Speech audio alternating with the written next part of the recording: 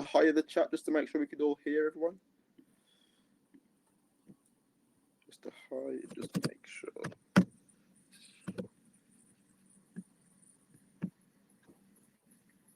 Brilliant. So yeah, welcome aboard today to this webinar, Together Making Wound Care Work. We've got our speakers, we've got Rachel, Leanne, Ali, and we've got Luxmi here today. They'll be taking over shortly after me. So just a bit of housekeeping for everybody who's in the room today, this webinar. You'll see we've got a little chat here, which you can ask questions to our speakers, and they'll get answered. There will be a Q&A at the end, but towards it, like in the middle, you can ask questions as well, and get answered as well. We're going to have certain stuff, so we've got a handout, and we've got also featured actions, which will be for you to get your CPD accreditation. So if you look to the bottom of your screen now, some of you have clicked already. There'll be a button that says CPD. Press that.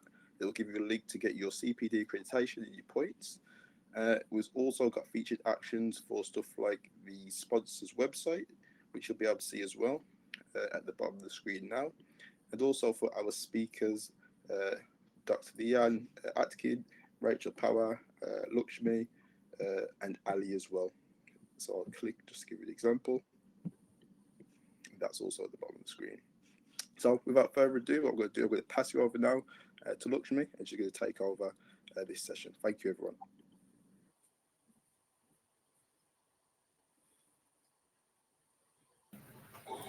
Good afternoon, everybody, and thank you so much for joining us this afternoon to this Together Making Wound Care Work webinar.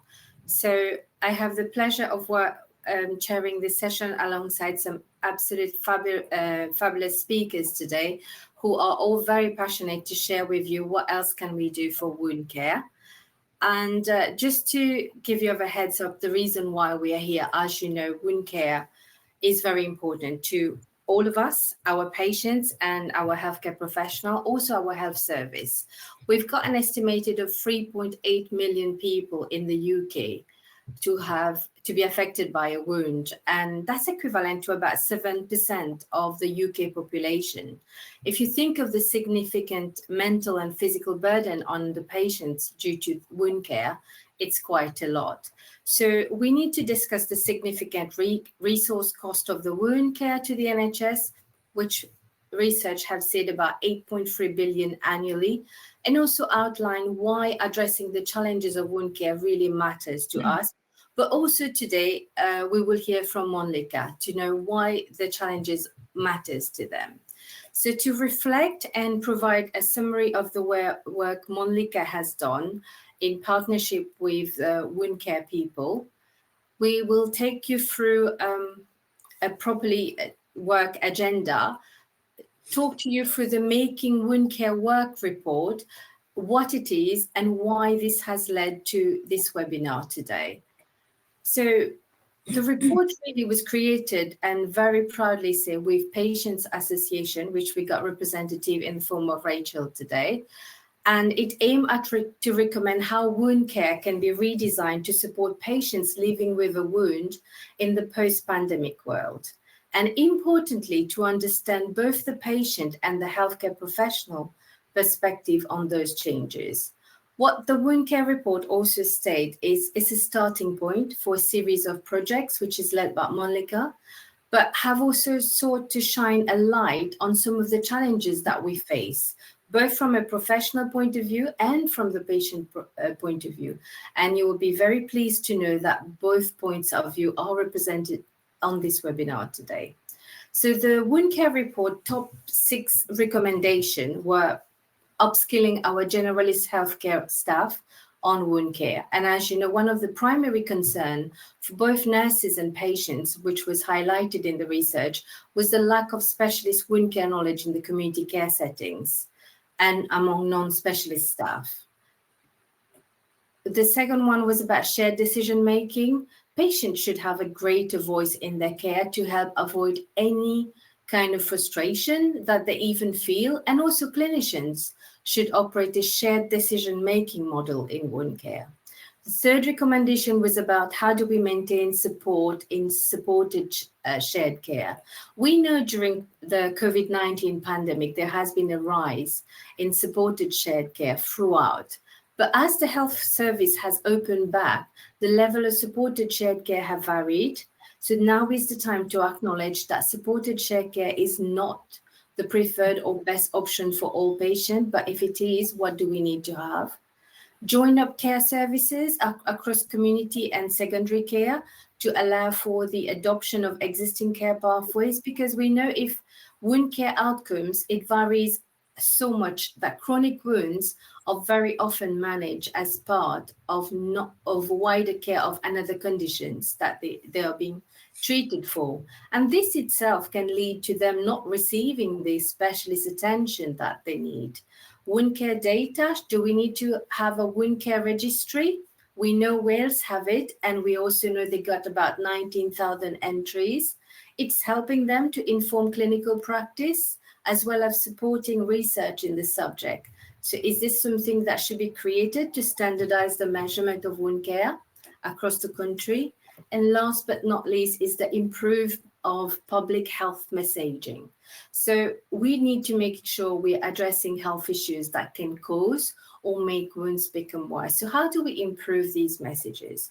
So on the back of that report, Mölnlycke have taken the debate into the wound care media with articles seeking to publicize the report, and the debate continues. So there has been a couple of articles published in the British Journal of Nursing in 2023, one being Lessons from Making Wound Care Work, how to build a better future for people living with a chronic wound. And the second one being a shift to supported shared care in the UK, wound management. So it's really important, if you haven't yet, please do access these links so you can follow up on further work. But I know everybody is aware that the pandemic was a unique set of circumstances, and it seems like a long time ago already. So Mölnlycke have sought to update the work they are doing in this Together survey, and that, of course, we are all here to hear about it today. This survey is very new, hasn't been published yet, so you'll be the first to know of the results and what they mean to us, to our patients and our clinicians.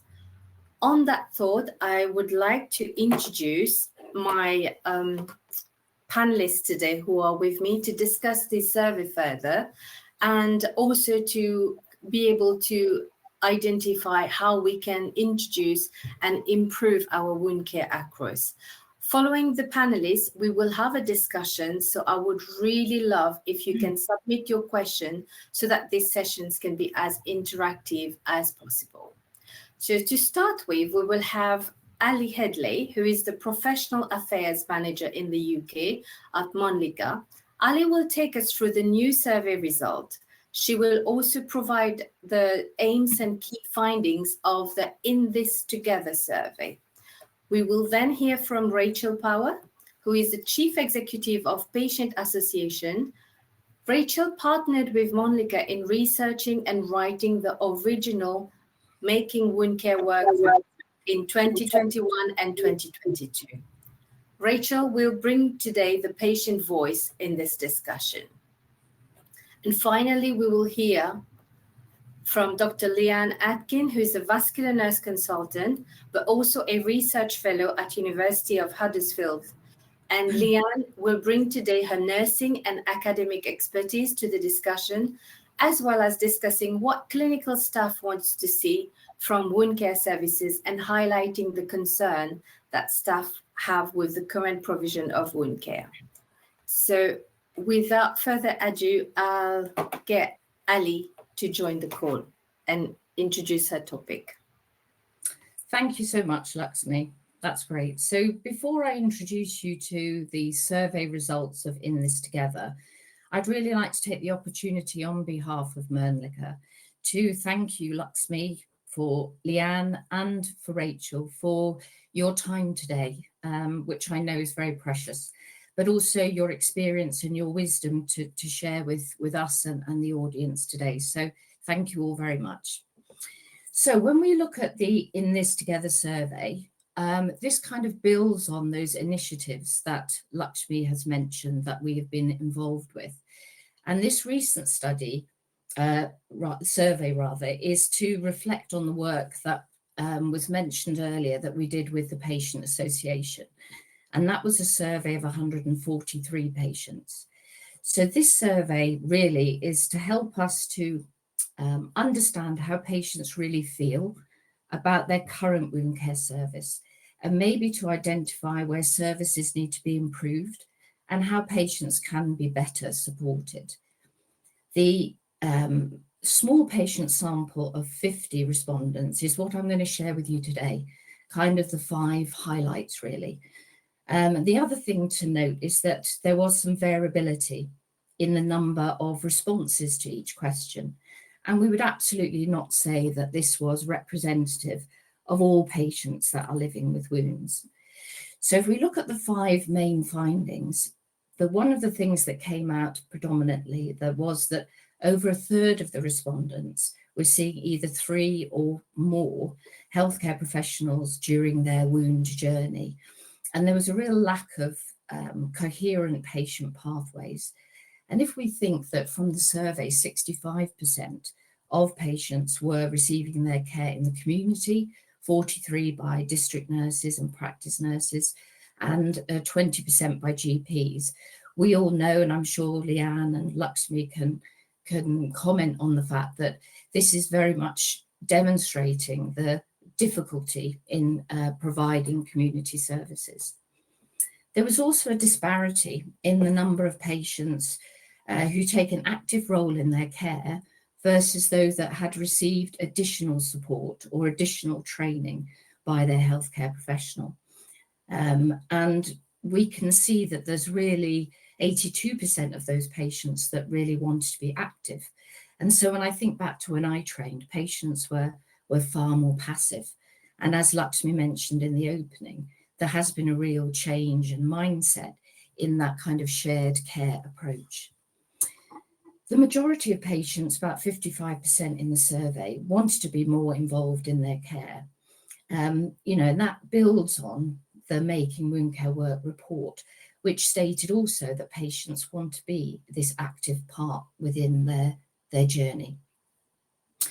But one thing that really reflects from previous work, and I'm sure is something that is akin to a lot of people watching and listening, is that living with a wound brings significant discomfort.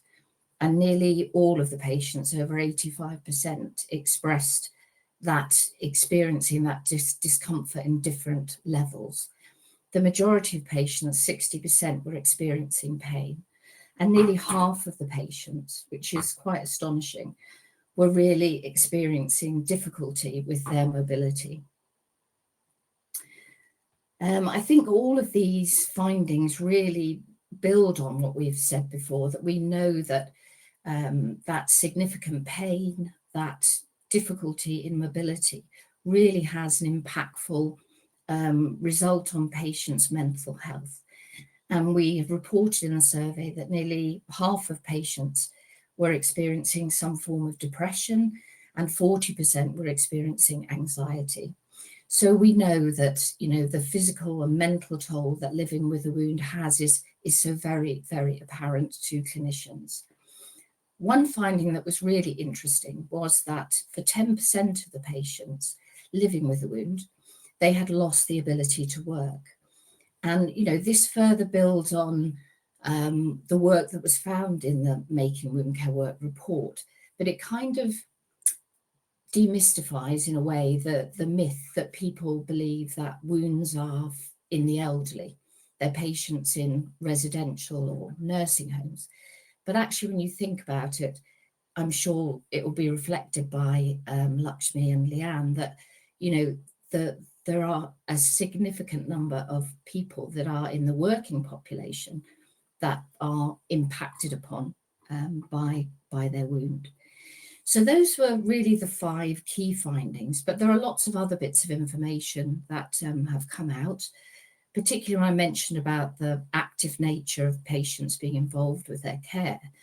that, you know, they could find and source information mainly from hospitals or clinics or from their healthcare professional, but they were really asking for more information. They were wanting to know more about how their wound actually healed, and maybe to also be able to get guidance on when to reach out to their healthcare professional when things were not going quite as they expected. And it's all about kind of that informed, manageable kind of approach. But what was really sad was that the majority of people living with a wound in the survey had no opportunity to talk to other people, to have that kind of shared experience, to feel that they weren't alone or isolated by their wound. So I think that was, you know, a really sad reflection in a way from the survey.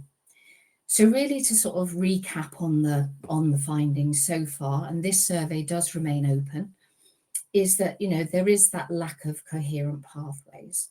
You know, there are a disparity between the patients who are really active in their care versus the number who've received additional support from their healthcare provider or from leaflets or literature. And that many patients want to be part of their journey. But I would say it's really important, as Luxmi mentioned in the opening, that with self-care and shared self-care, there are quite a few patients who do not want to be part of that process, and we should be really, really aware of that.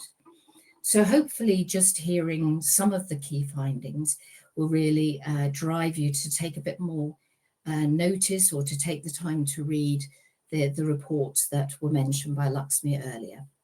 So that's all for me at the moment. Thank you very much, Luxmi. Thank you, Ali. And absolutely, you know, looking at the numbers from the survey, it is quite a lot to take on, but hopefully our audience today will have further questions for us later on. But as I say, if you have any questions on what Ali has just said, please put it in the chat and we'll get back to you. I would like now to invite our second speaker, who is Rachel. And we're really privileged to have you here, Rachel, to bring the patient voice. And, you know, this is such an important work for all of us. So over to you. Brilliant. Thank you, Luxmi. And thank you, Ali, for the background to the surveys. So good afternoon, everyone. I'm Rachel. I'm the Chief Executive of the Patients Association, and I'm delighted to be here today. The Patient Association is a non-disease, non-condition specific charity, and we are unique in that we work directly with patients, and patients are. Rachel is having some technical issue. Can you not hear me? Yep.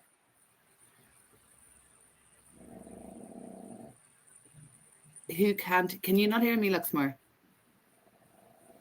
I can hear Rachel. That's fine. Yeah. Oh, okay. I'll keep going then, so I'm not having technical issues. No. Okay. So I think I was saying that we are the only non-disease and non-condition specific charity working directly with patients. And we do that through a range of different ways. We do that through our helpline, our national free phone helpline, our membership, surveys and focus groups, and reports like we did with Mölnlycke around wound care. So overall, we work with thousands of patients every year through a range of those commissioned and charity services. So we believe in patient partnership, and I think this is coming out strongly, Ali, in the results that you're seeing. And we see patient partnership in two ways. We see it in the design and delivery of a service, but also in individual consultations. And I'm going to come on to those in a second. So whilst, Ali, you did acknowledge that the numbers are low in the surveys in terms of the 143 and the 50 patients, I have to say that they fit in the findings that you find about patient involvement, fit in what we hear from patients on a regular basis through surveys. So I don't think you need to worry about the numbers because of that. And we just recently did a survey around outpatients, which very clearly information that you're hearing from patients around wound care was coming out strongly there as well. So and as a result of that, actually, we developed our general election manifesto, and we called for communication to be an essential part of care, because we hear regularly from patients that they are not communicated with, how they're chasing referrals, how information not being shared between services. So there's a whole area that we're focusing on around communication. But I want to turn now specifically to wound care. And there is so much more information and so much more room for improvement. And what I did was look at what you found in your recent survey, Ali. And I look back at the paper that we did back with you in 2022. And I looked at the principles of patient partnership that we designed with patients and with healthcare systems about how the system should work. And we did that because it was proven that if you apply the principles of patient partnership, you will have better outcomes for patients, you will have better outcomes for healthcare professionals, resources will be used more effectively, and they will be safer services. So I'll go now to the actual survey results that you have. So one of our patient partnership principles is around treating patients as equals. And yet your survey saw that 1 in 3 survey respondents saw 3 or more professionals for their wound care with no clear pathway. That's not good enough. It causes fragmentation of care and undermines, I think, the dignity of patients, because you cannot spend your time chasing and talking to different healthcare professionals. So somebody in the question and answer asked about patient experience, and we need to look at patient experience of the impact of living with the condition through their life and the impact it has on everything else, which I'll come on to. So patients need a dedicated multidisciplinary team guiding treatment. And I'm just doing a piece of work with the IHPN at the moment, who are looking at the role of the MDT and the role of curiosity through MDT. Because if you are going into an MDT about a patient, there's something about checking in with that patient, what they feel is important to hear about post MDT. Now, in an ideal world, the patient would be present at an MDT, but I understand how MDT works, and I'm sure in some cases that can happen. But the very least that should happen is that patients' needs and experiences and wants and preferences are forming part of that MDT, and there's something very clear coming back after the MDT. And I have an experience of a patient that told me a story about how, she has 5 different professionals looking after her. She does not know who to contact. Now, that A is no good for the patient, but B, it's no good for the resources, the NHS either. So the next one I want to go on to, the next patient partnership principle that I want to go on to is around fully informed patients. So in your survey, we talk about self-care advice from professionals. So if we have over 80% actively caring for their wounds at home, we have to ensure that patients have the right information and the right way to contact people if they need further information. And so that's about the fully informed piece of patients getting and having the power. So we talk about partnership, but if patients are going to be able to have the power to self-manage at home, then they need to know where and how they can access better support and health, and where they can go to for questions. And again, that can't be going around lots of different healthcare professionals. Luxmi, you talked about shared supported decision-making, and we talk about shared decision-making, but I get the supported decision-making language too. I think they're both very much the same thing. And I think where people get confused around supported or shared decision-making is that the first question is how and why how you want to receive your care. So absolutely, it may be that a patient doesn't want to be involved in their care that much, and they want to be told how to do it. And somebody else, like your 55% of patients wants to be more involved in their care. That is that shared decision-making conversation where you look at the preferences, and those preferences will help us shape pathways. And then we have truly, if it's happening together, a truly patient-centered care. And quite often our theory of change, so we've a theory of change with the Patient Association about how we will achieve the change towards true patient partnership. And one of the things in there is something about the healthcare professional feeling like they have the confidence to hand over the care to the patient, and sometimes recognizing that they might not be the right person for the patient at that time and that they need to go and refer the patient somewhere else. The one that struck me quite a lot, because it came out in our patient experience survey last year, Ali, was the one around how the survey highlighted that wounds could substantially impact working abilities for 10%. Now, you know, we're all talking about inequalities of care. We're talking about health equity. It starts, there's so much more that we need to do. So if you can't go to work, absolutely it's going to impact on your ability to look after yourself and your family. It's going to impact on your feelings of worth, and I can see the results around depression and anxiety. We did a survey of over 1,000 patients. It was a very general patient experience survey. And in there, again, the percentages were the same, a little bit higher, and saying, actually, this is having an impact on my ability to live my life. It's having an impact on my ability to interact with my friends and family and get on with day-to-day living. And if you look this morning, I don't know if any of you were reading the radio, listening to the radio this morning, but there was a lot of conversation about economically inactive population and the numbers of people on waiting lists and everything else. All of this correlates back into this piece of work around wound care as well. So, you know, again, I don't think we can just look at the numbers and say they're low, because I can tell you where I'm hearing this from patients across the board and across health and care conditions. And you know, one of the things we have in our general election manifesto is putting health at the heart of politics. So if somebody can't get it at the heart of government, if somebody cannot work because of their wounds, we are creating other problems for that individual and their family and their loved ones, and for society as a whole. So there is an absolute need that we need to sort out that and the whole, and recognize inequalities in experience and access.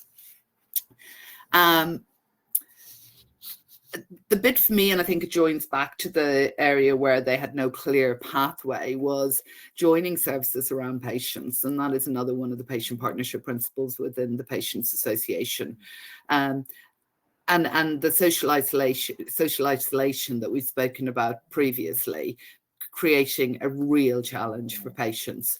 So we need to look at how we can connect health initiatives with local community groups who can provide that practical and emotional support, because again, people said they didn't have someone to talk to. And I think that's something that we need to be doing in our joining up of some of services around patients. So I think for me, the summary is that the 6 principles of patient partnership can help solve that fragmentation that we discussed earlier on, the inconsistencies and the information gaps that patients with wounds are experiencing. And if we can get the partnership approach working within wound care, those reforms will give patients the knowledge, support, and the voice that they deserve, and that in majority of instances they want. And I suppose my final reflections on the wound care piece of work, and building on the huge amount of information I hold about patient experience as an organisation, it's another stark reminder about how we must bring patients to the centre of shaping better pathways and outcomes, because together we can create a system focused on equity, informed choice, and understanding of the whole person and their needs. So that's it from me. Thank you, Rachel, and really a powerful message when you know, talking about, because as a clinician, and I'm sure Leanne and Ali will agree, patients is at the center of everything we do. And I know, like, you know, clinicians across all UK, we always put patient first in what we do. And then they are even part of shaping our resources. So we're hoping that this webinar will encourage more clinicians to take on what we've learned from you today and from the survey. Thank you very much. So next, I would like to invite Dr. Leanne Atkins to share with us her experience And as I mentioned before, Leanne will be discussing with us today what it meant for us clinicians and what else can we do in terms of from a healthcare professional perspective. Thank you, Leanne. Hello, everybody, and thank you so much for the invite. I do love listening to the patient partnership, because every time I listen to anybody from your organisation, sparks just start to fly within my brain. As Luxmi said, everything that we do as a healthcare clinician is focused on the patient, but it's really interesting. As part of this survey, I was asked to actually look at this from a clinician's point of view. So my name's Leanne Atkin. I'm a doctor, but doctor by PhD. I'm a very proud nurse, and I work up in Yorkshire and as a joint clinical academic, working 3 days a week clinically and 2 days a week within the university. So I just want to talk about this from a clinician point of view. And I suppose the first point of call always is as a service leader, because we are trying to enable wide system change to treat these patients better. But the difficulty is the complexity of this, because within the NHS, there are multiple front doors. We all work in separate silos. There's a huge issue in terms of how do you raise the knowledge and the awareness of the clinical staff across all of that fraternity. We know, especially with patients with wounds, especially lower leg wounds, that there's a huge time lag between that assessment and diagnosis. This leads to underuse of evidence-based practice, overuse of ineffective therapies. We know that we have policy restrictions and commissioning arrangements that vary across the UK. And all of this leads to huge complexity. So when I first started to think about this and the challenge that's in front of us, actually the first thing that we need to do is to understand how we handle that complexity. And the only way to handle that complexity is by standardisation. And actually there's a lot within wound care that we could standardise and therefore improve the outcomes to our patients. And I just want to highlight really the big gap between getting this right and getting this wrong. So I know that if you standardise evidence-based practice for a patient with a venous leg ulcer, you can get 86% healing at 24 weeks. However, the reality for our patients across the UK is that the care is not standardised. So therefore, we're only reaching 37% healing rate at 12 months. Well, that discrepancy in that time frame results in increased spend, increased clinical time, and a huge elongation of patients suffering. So we need to think about how do we standardise that. I must warn you that my slides contain some images that some of you might find distressing, but this is the world that we as clinicians live in. I think that it has to be acknowledged, though, that we have made some progress when I talk about standardisation as somebody that's trying to lead this across the UK. I do think we've increased the awareness of professionals actually questioning and changing the culture of non-healing is not normal. We've got fantastic public awareness campaigns such as the Legs Matter and the patient partnerships. We now have the National Wound Care Strategy Programme that's provided us actually a template of the clinical recommendations, basically that standardised piece of work. This is what you need to do. And the knowledge in terms of research continues to evolve about these patients. We have large randomised control studies such as the Everest study and the Venus 6 study that continues to evolve this knowledge base of how we can care for these patients. We do have a great way of activating our patients in terms of enabling that self-supported care. And I do think we are starting to change the culture across the UK, but I do feel like it's baby steps and the marathon is still to be run. Because actually, if you look at the wider documentation and publication about this piece of publication on the left is from 1985 and it was in the British Medical Journal. It talks about the extent of the problem and the issues with the provision of care for these patients. Fast forward nearly 40 years to 2021 and a very similar publication was produced saying the same things. So as much as we might be tinkering around the edges, we aren't making that wide system change, that actual improvement of patient care. The part of this talk was to talk about the impact of the pandemic. And And actually, I struggle now to see the impact of the pandemic within the NHS, apart from patients on corridors and extending waiting lists.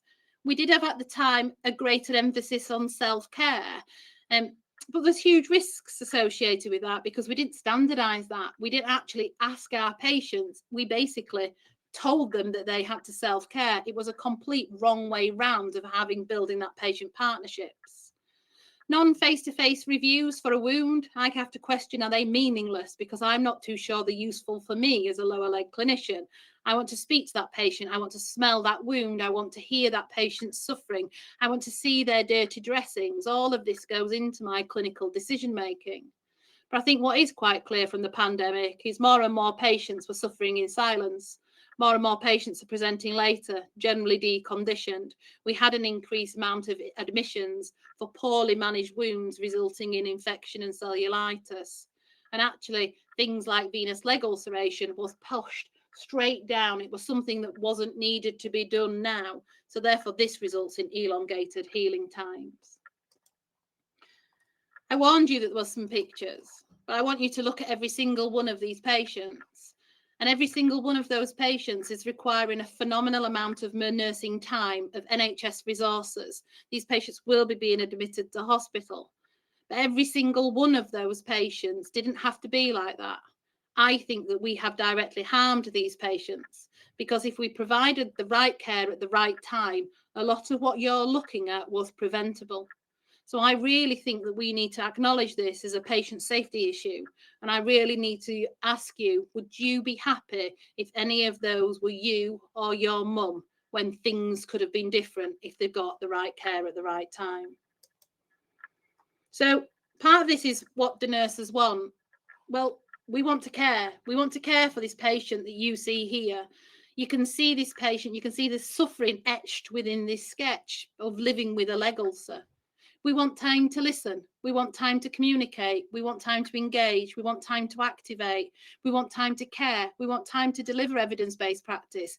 We want time to be able to do the job that we want to do. And this is a huge frustration across the whole of nursing. Because the truth is there's less and less nurses and there's more and more nurses needing care. And I urge you all, if you haven't read this, read this amazing document from the Royal College of Nursing talking about nurses being in an unsustainable pressure. It really does sometimes feel like we're falling into abyss. But I feel this is so sad because actually we could do so much more. We could actually help ourselves. If we healed these patients quicker, we would reduce the burden on ourselves. And I'm not talking something that's terribly difficult. It's standardisation of care. And within Mid-Yorks, we've been able to do this. We standardise that every patient with a lower leg wound gets a meaningful, high-quality assessment within 2 weeks. The right front door, the right care. Everybody gets evidence-based care, strong compression, venous intervention. And we manage their wound appropriately. So relieving those symptoms for that patient in terms of that burden on their day-to-day quality of life. We did this through a wide system change within my organisation, both within the acute and the community services. And we've been able to standardise our healing rates. We now heal 70% of all patients with venous leg ulceration at 12 weeks. This is not something amazing. It's simple standardisation of care. And actually, when you start to think about this, what is the power of this? Within our little tiny corner of West Yorkshire, we've been able to articulate that we're saving 324 nursing visits. If you start to times that up by the size of Yorkshire or the size of the UK, you start to save 603 whole-time equivalent nurses' workload. Well, that is releasing our time to care. So maybe we don't need more. Maybe we just need to start to do things better. Those survey results that's been presented today by Mölnlycke doesn't come to any surprise to me. I think it's very clear from the patients that we see in our clinical practice that they have discontinuation of care. They do suffer from being in a knowledge void. They struggle of who they should be communicating with, who they should be listening with. But you also need to read this survey in terms of what the staff are feeling, because the staff are feeling from this as much frustration as those poor patients. In essence, as a clinical fraternity, we have concerns. We have concerns in terms of the capacity we have within our services. That needs to change. We have concerns about the availability of resources, but we also have concerns about the increasing complexity of our patients. And the only way that we will manage this effectively is to work in partnership with our patients, actually understanding their health requirements in a way that's more meaningful to that patient. As much as we're having this great debate today, I was a proud chair of the Legs Matters campaign for many years, and I can't have this conversation without actually speaking about the work that we're trying to do. If you haven't, please download this document. It's the Legs Matters, a case for change. You'll hear a lot of the things that's come out of this Together Making Wound Care Work survey. We are asking for a transformational change across the whole of the UK, because our patients are telling us exactly the same as what this survey is saying. And I, again, say what Rachel said. The numbers of this survey might be very small, but actually the words that you're hearing from this survey are replicated in a number of other surveys. The patients are saying the same thing. The care that they're receiving is simply not good enough. I think that we really need to be careful that we don't start to accept this as a norm. We are very bad at nursing, I think, of actually this toxic positivity. Oh dear, mask over it, let's smile. Let's try to hide our emotions and our frustrations. And that's why I was so delighted to join you all today. And thank you to Mölnlycke for hosting this fantastic webinar and doing that amazing survey. Because I truly believe in the Legs Matters words. If we're ever going to change this, we have to stop the complicit failure. We have to be the change we want to see. Thank you very much. Thank you, Leanne. Always so inspirational and very brave words, because we actually, us nurses, we do want everybody to take account of, the good care that's already being done. But if we release more nursing time to care, we will be able to do even better, because there's so many patients out there who don't seek help in a timely manner. And maybe by seeing the positive change, that will encourage them to reach out early. And, in another way, reducing that delay in accessing services as well. So that was quite powerful. And thank you for the questions that you've put on so far. I have a few questions that I'm going to start with a question from Sarah to start with. Thank you, Sarah, for your question. And I think it's a bit for all three of you, if I may. How do you see digital being an enabler for improved wound care? Maybe I would love to hear it from Rachel from a patient perspective as well, being, in the digital world, and also from you, Leanne, from a healthcare professional point of view.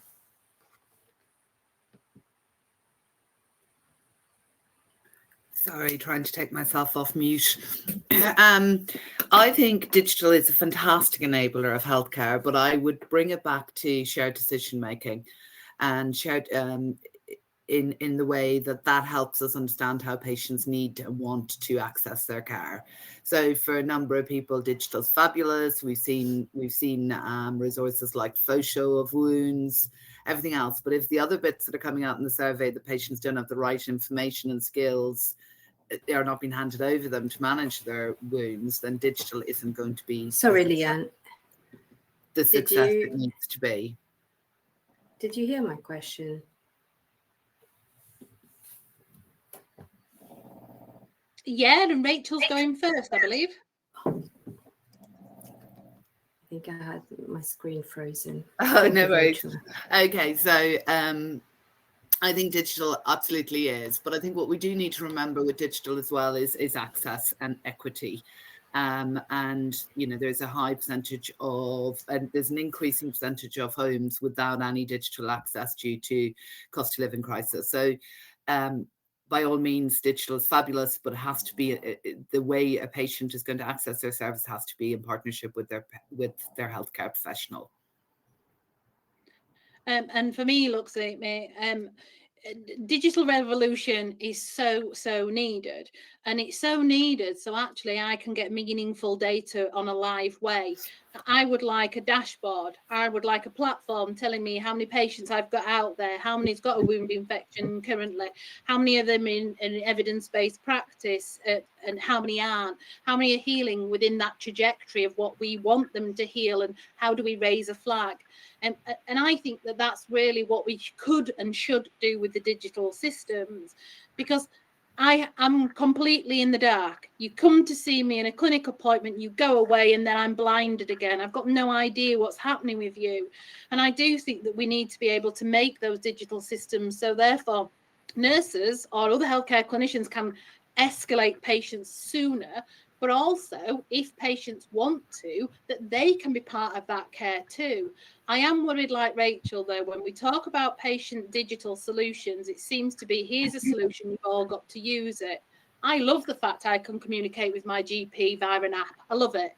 My 87-year-old mother hates it. So we have to think about actually what do we need from our patient point of view. But, you know, I can't believe in today's world of so many things I can do on my phone, but actually most of the data in the NHS is still collected in Excel spreadsheets. I find it astonishing. It comes back down to, though, the NHS silos of care. You know, we talk about the national health system. No, we're not. It's a postcode lottery and we're all doing separate different things. And actually, how do you solve that?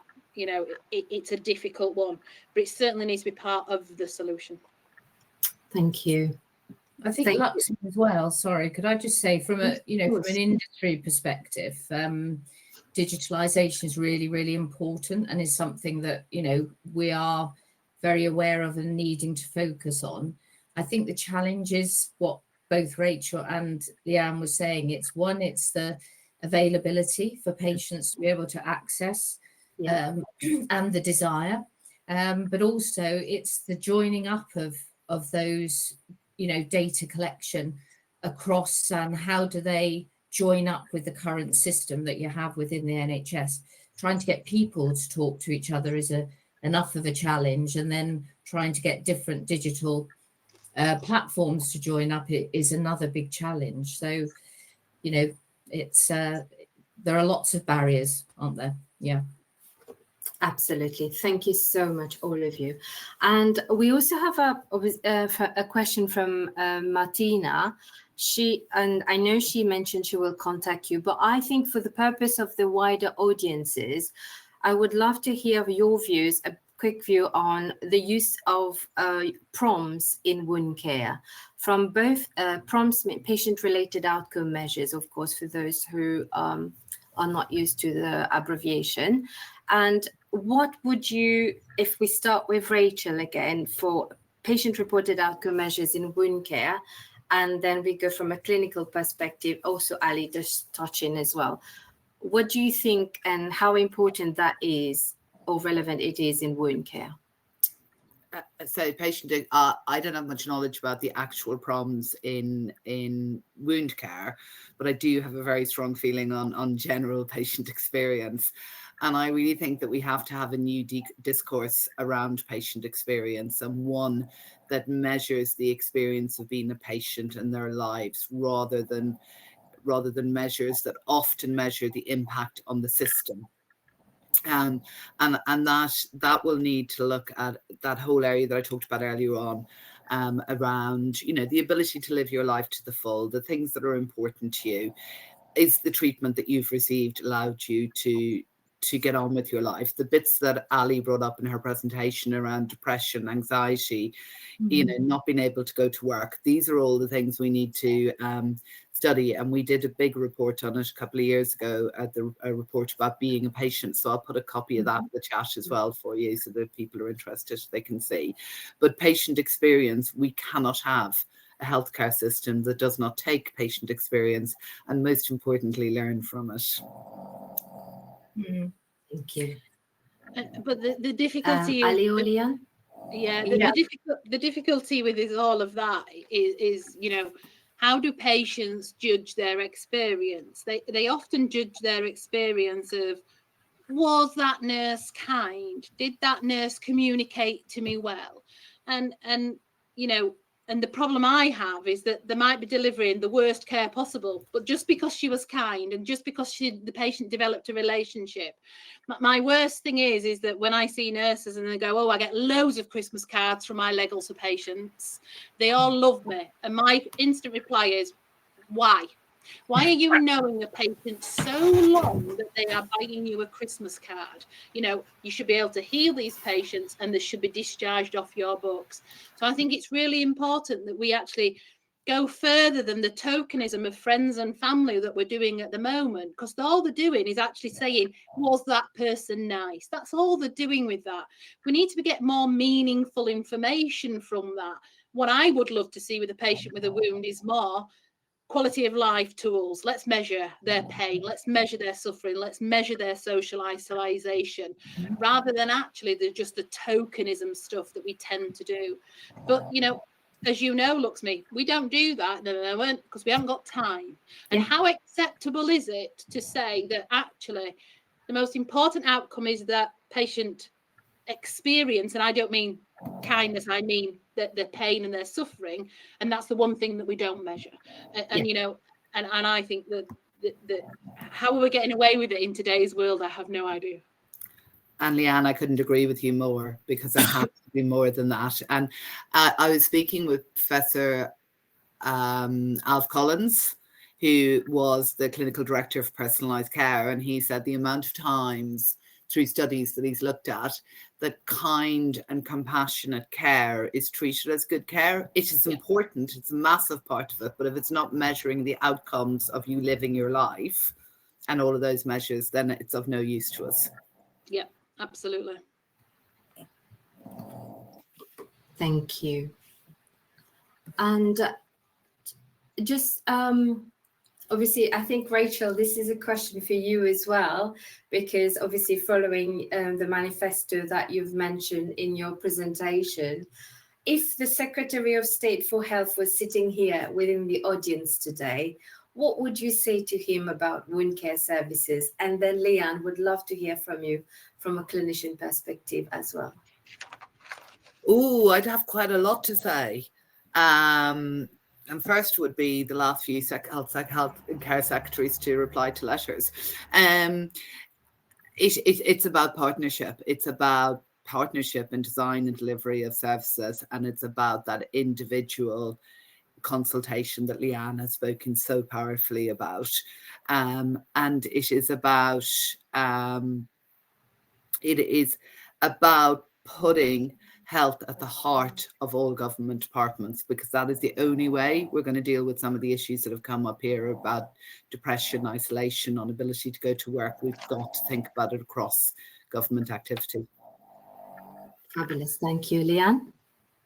Mine would be more coming from me as an individual nurse, and these are my thoughts and not representative of my organisation at all. If the health minister was in front of me, I'd say, please come and spend a day with me. Please see how the NHS is trying to break me and all of my colleagues. We are not delivering the care that we can be proud of because the pressures that we put under. Come with me, see it, feel it, listen to those patients and the suffering that they've helped. We need help. The NHS is breaking around us, and we need wide system change to be able to do this. Your nursing staff are trying their best, but we can't do this in isolation. We need government support if we're actually going to provide patient care that we can be proud of across the NHS. Absolutely. Ali, anything from a company partnership point of view? I think that, you know, where we're going with the initiatives that we've highlighted today is very much engaging with MPs. You know, we're trying, along with a lot of other organisations, to take that, you know, the conversation up a level. But I absolutely agree with what Leanne was saying in relation to the perception of what is going on is very different from the reality. And I think that, you know, unless there is the ability to be shadowing clinicians to fully understand the total, you know, complexity of what is being dealt with every day, you know, you can't do that sitting out of the environment. And I think, you know, a lot of us are all saying the same thing. And like, you know, you were mentioning, Rachel, about the survey being reflective of previous surveys, and Leanne saying of a survey that her Legs Matter have been involved with. So we're all saying the same thing. It's just trying to find out what that catalyst is that's going to bring it up the level to raise that awareness for the people that can make those changes along with us. So I don't know if Leanne, you know, if you had an opportunity, what do you think would be the catalyst that could change it? In a terrible sadistic way, I've been wanting one of the ministers to get a leg ulcer. That's what I've been wanting. And, you know, because, you know, we do see this movement, don't we? We did see that with stroke at some time. But, you know, I think that we also acknowledge, as NHS, I have to acknowledge the thanks to industry, because, you know, you are the people that's pushing this agenda. So thanks to industry, because you are pushing this. You know, I think that we have gone from thinking about this being a tripartite solution to actually being a quad solution. So it's industry, academia, the NHS and the patient as part of this solution. It's about getting us together. And, you know, thank you for spending time, and thank you to the patient partnerships for producing this survey, because it just gives us as clinicians a little bit more wind in our sails that we still need to fight with this, because any nurse that's out there, their biggest driving force is to be that patient's advocacy. And the more that we have this, we know it's going on, but actually to see it in front of our eyes in this type of a survey gives us a little bit of more wind in our sails. So thank you to both of you for the efforts that's been put into this. I found it a really, really interesting read. And you know, we've still got a lot of work to do, but I do think it's possible. I don't think we're talking about the art of the impossible. Thank you. And one last question to all of you, if a quick one. If you had a single magic wish today and could make one change to wound care services, what would it be? Ali? Well, I think it's that we really need to hear the patient more. You know, I think we need to find a way. Obviously, all the work the Patients Association is doing is phenomenal, but it needs to, you know, it needs to be more of something that we're hearing, and sharing that patient's voice, I think, is the one thing that might make certain people sit up and listen and then support the changes that Leanne has described and both Rachel have described, and I'm sure Luxmi yourself as well. You know, I just think that's the change that I think is needed. Rachel? For me, I think it's around ensuring that there are clear routes of communication to express concerns and queries, with the opportunities to feedback on true patient experience and how that is promoted throughout the NHS. And obviously that's specifically with wound care as well. And then I think, you know, Leanne, sorry, to pick up on something you said, one of the things that we've been asking for is to examine how information about patient care can be shared more effectively between services. So your digital solution, so you can see it all, but also the inconsistent use of shared summary care records. And because patients can't experience seamless care if the information isn't there, and isn't complete or isn't shared consistently between healthcare professionals. So my one wish would be that front door that patient knocks on is a meaningful front door. And I mean meaningful, that there is the right person who can help that patient to navigate that care system to get the right care at the right time. Thank you so much. Thank you all for your valued time and precious message to our audience, which I'm sure have found it very, very interesting.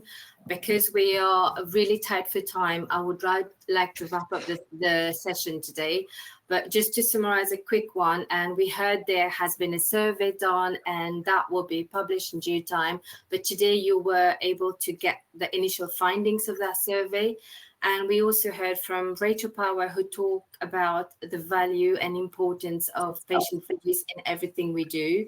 And we also heard from Dr. Leanne Atkin, who talked about, how important it is for the patient to get the right treatment at the right time if we want to reinforce what we're doing and release more better quality nursing time out. And all the Making Wound Care Today report, the thought leadership that I mentioned, I know that was put on in the chat. That is published on the British Journal of Community Nursing website. And I would encourage you all to share Mölnlycke's work with your peers. And, thank you for your interest in joining us today. Mölnlycke have got a pledge of support to improve wound care services. And that pledge would, it would be really good for all of us to understand. So the Making Wound Care Work pledge is, we believe we must act now to fully support the 3.8 million people living with a wound in the UK and to reduce the billions that wound care costs the NHS each year. Wound care needs to be prioritized and wound care services redesigned to put people first. And finally, it's really important for you to encourage, people to look at the thought leadership work that I've mentioned, the lessons learned from Making Wound Care Work in the British Journal of Community Nursing 2023, and the shift to supported shared care in the UK wound management, as well in the British Journal of Community Nursing. And on that final note, it's really important that, the next stage in this Together Wounds initiative, it will come up as a free special edition magazine and a dedicated website. The primary magazine edition is dedicated to supporting patients and family members, offering knowledge and encouragement and a reminder that they're not alone. Additionally, there will be 2 supplementary editions that will be available, focusing specifically on diabetes-related foot ulcers and venous leg ulcers. So hopefully this all will help us drive this together, making wound care work for us as clinicians, for the industry who are very keen to support clinicians on the ground, for patients who want us to make sure that their voice are heard, and through people like Rachel and the Patient Association, we can get that done. And whatever you do, remember, there should not be any care about me without me. So thank you today for your time and your attention. Thank you very much. And thank you, speakers.